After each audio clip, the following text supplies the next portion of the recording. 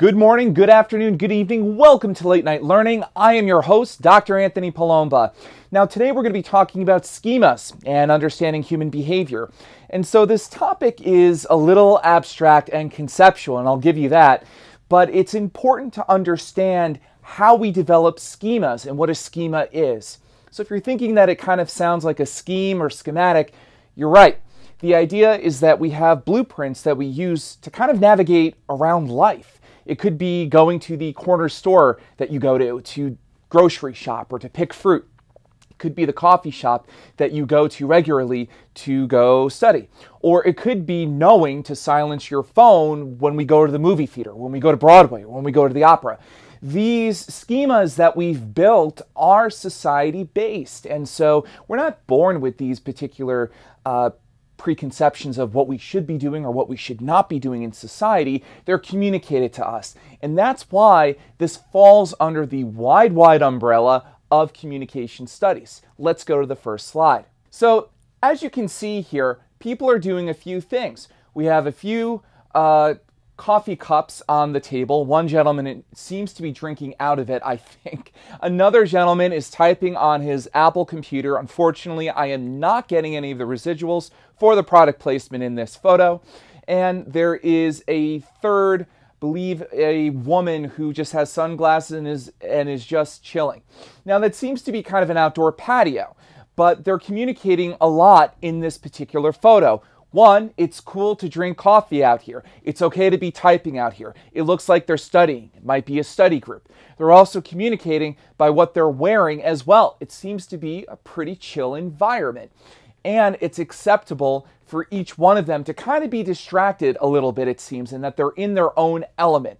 And so walking to the patio, you can see perhaps these two tables and think to yourself, okay, I can pretty much let my hair down here. I can pretty much eat here, drink a cup of coffee, study. Anything I want to do can be done here.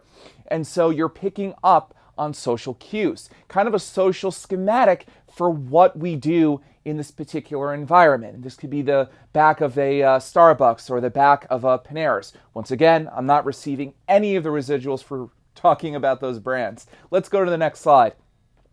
So, organizing and sending messages. So a schema theory, it's this idea that we have a blueprint, kind of a plan of action.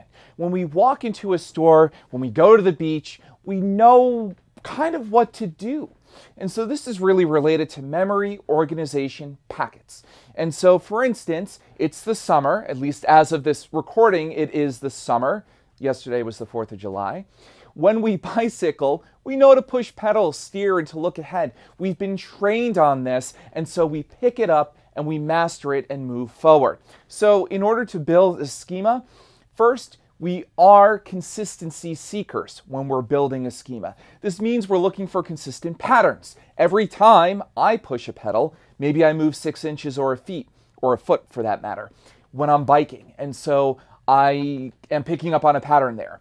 Native scientists have explanations. To build a schema, we also have to know kind of how things work a little bit. I know that the pedal pushes the wheel. Additionally, we are also cognitive misers. We filter in and out information. And so if I'm trying to learn how to bike, I might ignore people who have motor pushed bikes or other kinds of Vespas or other kinds of bikes that don't necessarily parallel bikes that require pedal motion. Let's move along. And so semiotics, which is related to what we had gone over in a previous lecture, it's the study of signs. It's words, it's images, traffic signs, and more. All of these things that we kind of take for granted. And so when we're driving on a road and we see green, yellow, red, or we see a stop sign, or we even see, Kim Kardashian perhaps on a piece of clothing or in a tabloid section of a magazine, these are all signs. And so the signifier is the form of the sign, and signified or referent is what the concept the signifier represents.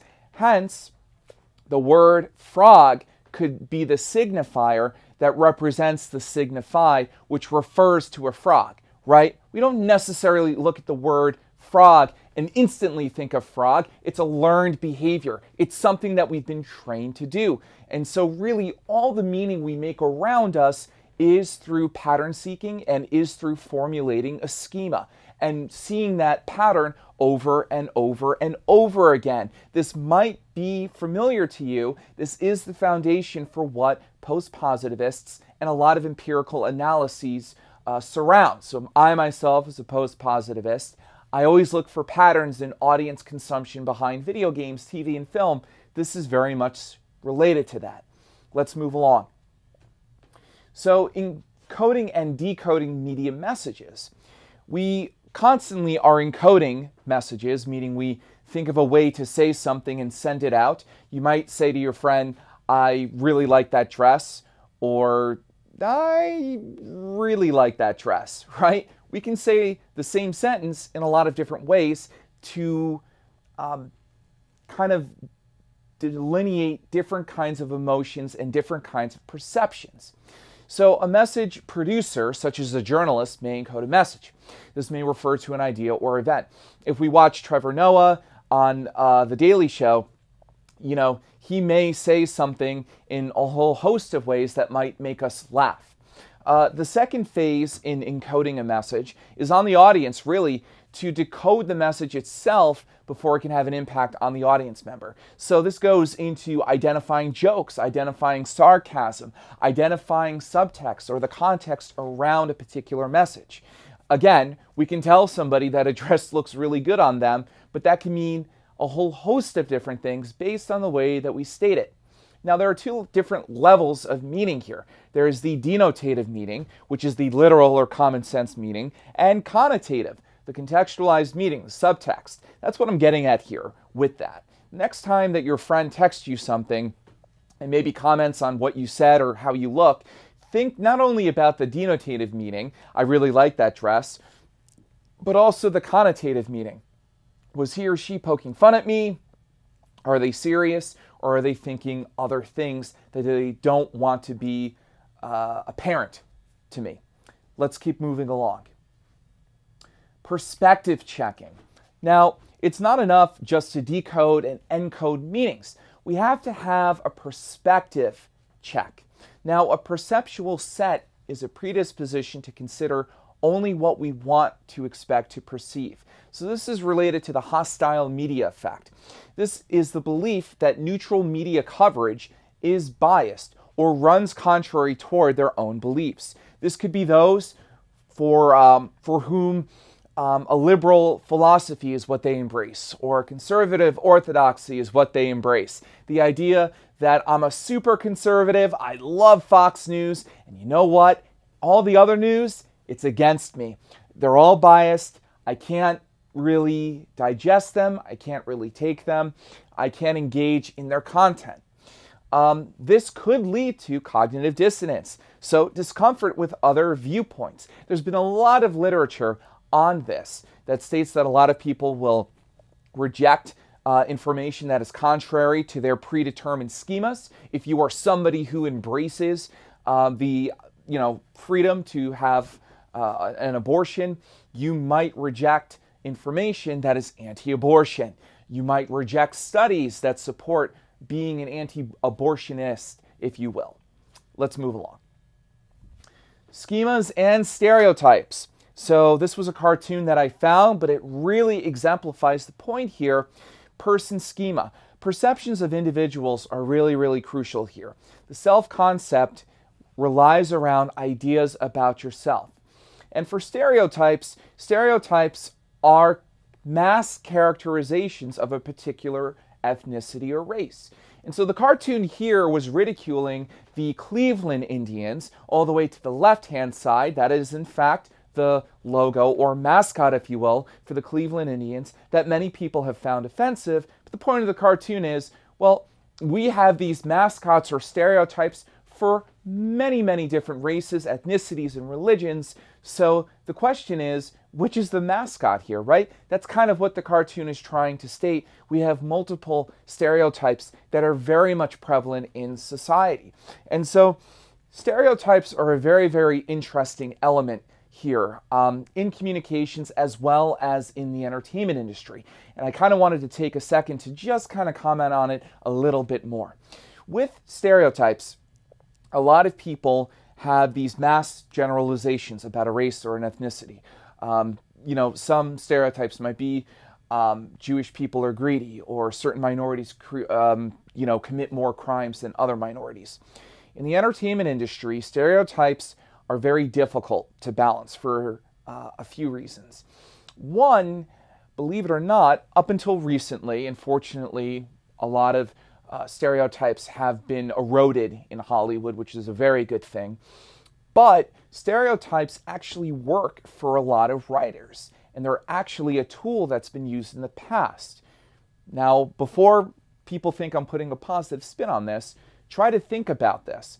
If you're a Hollywood writer and you're writing a story about a Hispanic family, or if you're writing a story about a Caucasian family or a Jewish family, and you only have a half hour to tell it or an hour to tell it, let's say it's Law and Order. Law and Order is usually about 45 minutes, and then commercials are another 15 minutes, so it's an hour episode. Stereotypes sometimes in Hollywood can work to the writer's advantage, because if people have certain perceptions of a particular people, then it works out really, really well to use those stereotypes to tell a story. You can quickly disseminate something. It could be, an inner city youth, perhaps he or she is African American or Hispanic American. Yes, they're poor. Yes, their parents are maybe janitors or their maids or whatever. It's a very quick way to set the foundation for a story. And so that's part of the reason why a lot of stereotypes and racial tropes are used in Hollywood. It is a very quick way to tell a story. And so from that point, it works out really, really well for the writers. Needless to say, any kind of perpetuation of stereotypes, any kind of perpetuation of racism or discrimination is terrible. And I can't emphasize that enough here on this program. I am by no means championing stereotypes in Hollywood or being written into a show, but I often hear a lot of students kind of say, why is it always so prevalent? Part of the reason is, as I've said before, storytelling aspect, it does help. You can quickly set the foundation for a character if it's just another stereotype. I'm not saying it's a good thing, I'm saying it's an expedient thing. It's a way to create a story quickly and to set a foundation quickly, especially when you only have about 40 minutes to tell a story. Let's move along. So, activation, change, and expertise. So, schemas evolve over time. They are fluid after all. And so, this notion that we just have a schema, have a blueprint, and move along really doesn't exist. Let's think about it. If we're talking about the schemas that we had maybe 10, 15 years ago to communicate, we probably didn't think about texting. We probably didn't think about typing or emailing or any of those things, maybe 10, 15 years ago. So schemas will evolve over time, and usually one of the forerunners for schema development is technology or moving to a different environment. We kind of have to hit the reset button, and in the last 5 years, we've really had to hit the reset button in getting involved in a lot of different pieces of technology and a lot of different ways of living. 2-3 years ago, we didn't have Uber. 2-3 years ago, I don't think people were thinking of streaming television from their iPhones or tablets or other devices. And so schemas are very fluid. Much as our minds are malleable and can constantly learn different things, so are our abilities and penchants and proclivities to learn more about our environment and ingest it and then produce some sort of blueprint that we can kind of move along with. And so going back to the slide that we were at, this is really, really crucial to understand. And so activation occurs when a word is learned. We have an acronym in front of us, a really big one, NFL. For those of you who are not football fans, that is the National Football League we are looking at. I myself am a very, very proud New York Giants fan, and so I cannot wait for football season, especially when it's not going on, which is the case right now. And so schemas, as we said, may deviate, they may change gradually through 3 different roads. So one, there's the bookkeeping model. It changes over time as we consume information. And so this is pretty indicative of going to college, right? You have a bachelor's degree that you're pursuing, maybe in chemistry, biology, biomedics, and so you might have certain conceptions of what it means to be a bio major, but man, by the end of it, I am sure you have a way different perception of it because it's changing over time. You're ingesting more information about your degree. Intense encounter with discrepant information may also radically change an existing schema. And so you might have thought one thing about American football, especially if you're from Europe or maybe elsewhere where American football isn't as prevalent. You come over here, you say, whoa, this is really awesome. People get to tackle each other, and the hits are incredible. My schema about American football has radically changed. Finally, for the third model, we have subtyping. This is where we kind of form subcategories of an overall schema to deal with new and discrepant information. And again, this is traditional football versus arena football, right? I should probably put traditional American football in there because I can already hear the soccer fans chirping at me. But that notwithstanding, traditional American football has a wider field and defense is a huge priority, whereas in arena football, which is a slightly different version of American football, the field is smaller and scoring really is the name of the game. Teams regularly score 40 points, 50 points, 60 points. Arena football is much more offensive minded, as it were. So for me, I have a subtyping model now. I've kind of categorized what arena football is compared to NFL, the league itself. Now, this has marketing implications because you have to think about what consumers perceive in a particular category. Let's go with the NBA, for instance. The NBA is the National Basketball Association, but they recently started an NBA Development League some 15 years ago, which is now called the G League or the Gatorade League. And so people have to categorize these different leagues and understand that there are different subsets within the marketplace itself. Let's move along. Constructivism. So constructivism is the ability to connect with others based on individual differences. Some people are better than others in listening and persuading others. Comforting communication does come out of this. So we're always actively interpreting the world and trying to make sense of our experiences. And so constructivism helps us construct connections with other people. And especially in the political and socioeconomic climate that we're currently in this country, this is incredibly paramount to ushering our society forward and making it pursue more aggressive and progressive stances. Cognitive complexity and interpersonal connections constructs are also impactful here. So it's just this idea that we do look for bridges, certain ways to connect with others who may be different from us. I myself am a white Caucasian male, 31 years old as of this recording. I may or may not have a lot in common with somebody who is 45 years old, Asian American, and maybe from California, since I'm from New York.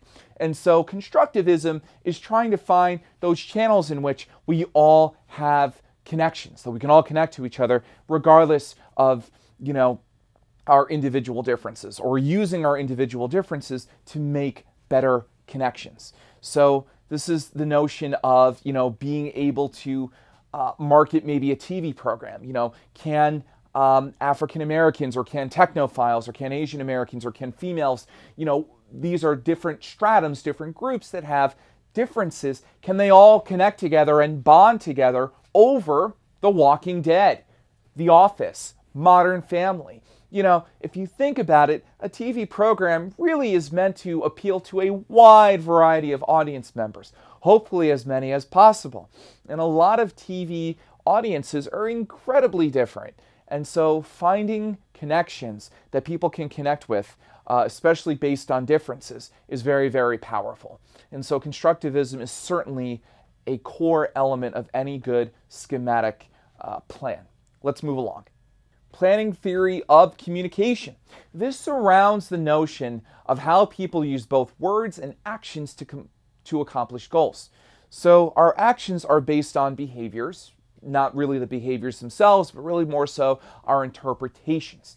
And so the way that we might interpret somebody slamming a locker, the way that we might interpret somebody working hard on a football field might inspire us to pursue playing football in the future. The processing of interpreting observations is largely subconscious as well. And so we don't always really think about everything that's going on around us at an active level, at a conscious level. Much of what we interpret around us is subconscious. And so our knowledge of goals and plans enables us to understand the actions of others and can help us guide ourselves. These knowledge structures come from personal experience, as well as through knowledge accrued from sources like books and websites. So accomplishing goals requires the plans and skills necessary for producing effective social action. So for instance, an example of planning theory of communication could be aspiring to become an actor. And so you might watch videos, you might watch Samuel L. Jackson in his master's class, you might watch Robert De Niro, you might watch one of my personal favorites, Denzel Washington. You might watch these gentlemen and become inspired based on the observation of their behavior. You might watch YouTube clips of them giving interviews about being acting or being an actor. You might also watch them practice, in a YouTube video. So all of this information that we gather is kind of how we formulate goals and objectives and strategies. And so with planning theory of communication, it is this idea that we actively think about a goal or a strategy. Think about your own goals. Think about your own personal interests and think about how you create or come to that goal. What made you want to be a ballerina? Why do you want to be a cyclist? Why do you want to be a lawyer, a doctor? What was it about some of the things that you've seen that have propelled you that way? We don't like to think that we're informed by our environment. We like to think that we're kind of operating in a vacuum, which is completely not the case. But what we're exposed to absolutely informs our particular goals. I know that for myself, at one point I wanted to be a lawyer. That came from, I think in part, watching a lot of Law and Order and thinking about how cool it would be to be a prosecutor, and then doing an internship at the Westchester District Attorney's Office about a decade ago. And so I can trace the steps back to where these goals come from based on what I've seen and my interpretation of the behaviors, my interpretation of prosecutors putting away pedophiles and people who were domestic abusers and things like that was admirable. To me, it looked as though they gained or had a lot of satisfaction from their jobs. And so that inspired me to look into it further. Let's move along. So success and failure in planning theory, because we're humans after all, not everything that we plan works. Complexity must be factored in when considering plans. Talking to you right now, I am sure you are chuckling to yourself, thinking about all the plans that you've made and how they've kind of gone awry over the course of your life. There is kind of a famous one-liner that's, if you want to make God laugh, tell him your plans. Our plans are constantly in fluctuation. And so there's a lot of success and failure we have to deal with. Plans are based on specificity, and plans vary in their action contingencies. Are there alternative plans to what you have construed for yourself? The more contingencies or stipulations that are added to a plan, the more complex a plan becomes. And we know this, right? We know this every time that we want to lose weight. We know this every time that we want to become a TV writer. We know this every time we want to do something with our lives. We know that we face a lot of complexity. And we have to negotiate that kind of complexity. Well, that's all we have time for here on Late Night Learning. Keep laughing and keep learning.